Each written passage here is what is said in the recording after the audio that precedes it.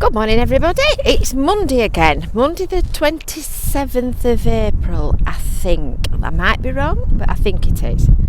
So yesterday I asked on Facebook which way you wanted me to go, because this is kind of midpoint for me to go either way.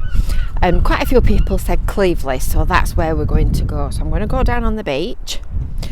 It's quite nippy this morning. I've put double layers on, and currently I've got my gloves on, so if I might get warm and start taking my gloves off, not everything.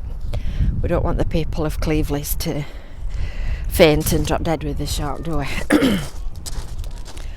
So, to be honest, I'd looked at the tide this morning when I'd opened the curtains to see whether it was in or out, or coming in or coming out, and I couldn't have told you what it was doing.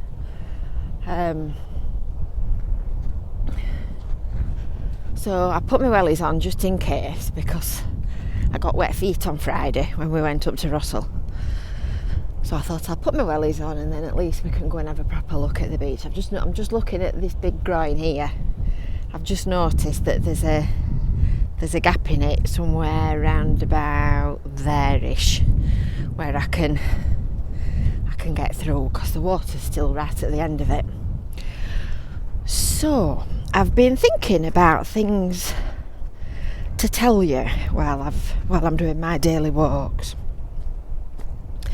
And since it's such a lovely day today, I thought we'd have a word about the Sunken village.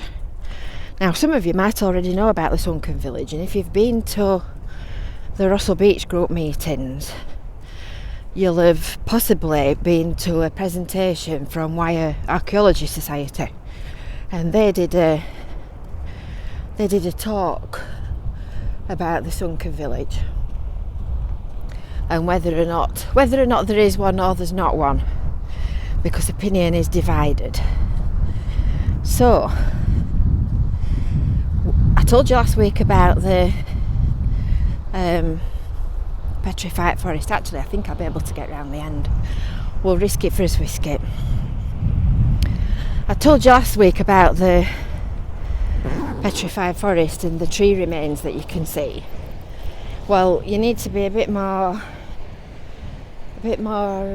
intrepid, shall we say, to find the Sunken village. It's supposed to be somewhere round about here. So where's here, you might be asking yourself? Well, currently if I just pan round, I'm near the cafe. That's the venue. Here comes the glove. That's the venue, that's the cafe, that's the cinema on the seafront at Cleveland. So you've turned right at the end of the high street and you're heading north. So according to Wire Archaeology, the remains of the Sunken village are supposed to be somewhere round about here. When I say here, I mean there. So apparently in the 1500s there was, it seems fairly certain that there was some kind of big event. What that event actually was is still open to exact identification, but there was some kind of big flood. So it might have been a tsunami, it might have been a bog burst.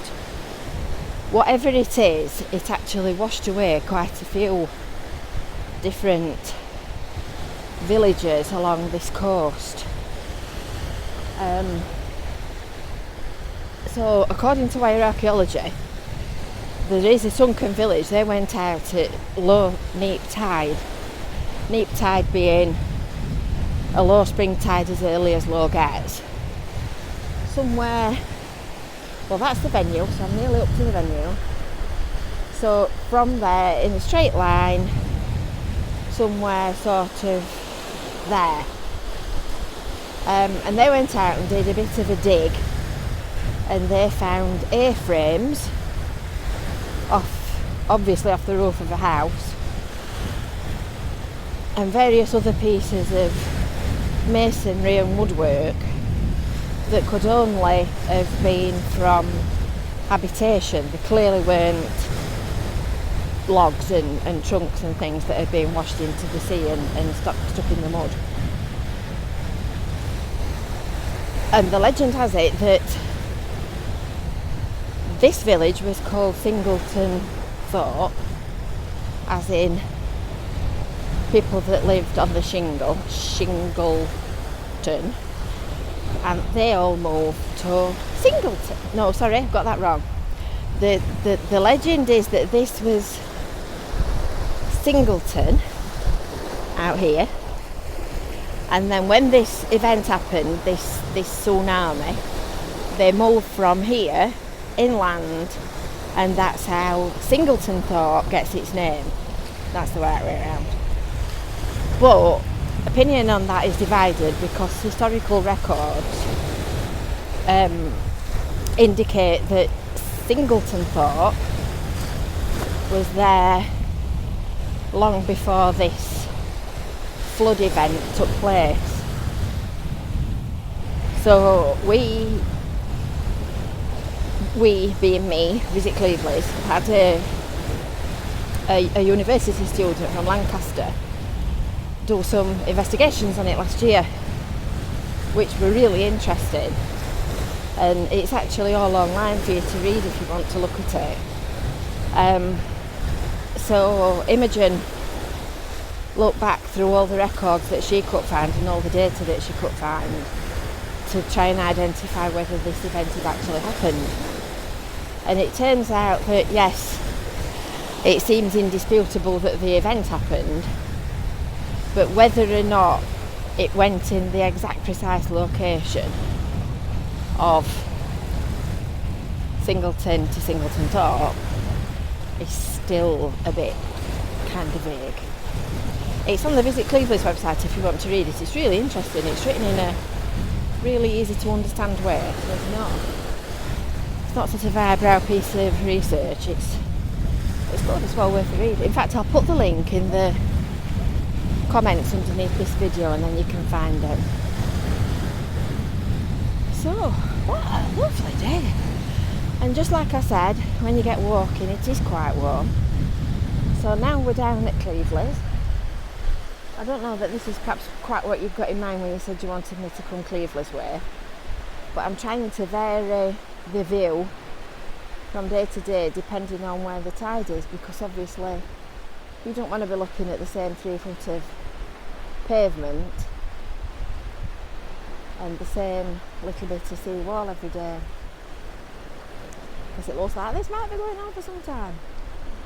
So that's the cafe end of the promenade, so that's the cafe in the venue, and then you've got the Jubilee Leisure Park. So there's the Jubilee pub on the left, and then the cinema and the gym, and then there's a bit of a gap in the houses, probably about there, and that's the end of the, hold on, no, it's there. That's the end of Victoria Road West. No, I'm fibbing to you again. I don't know. That's not the end of Victoria Road West. That's the end of Beach Road. It's really difficult to... I'm looking at it in real life, but the screen on my camera is quite black because obviously the sun's in my eyes. So the end of Victoria Road West is probably around about there.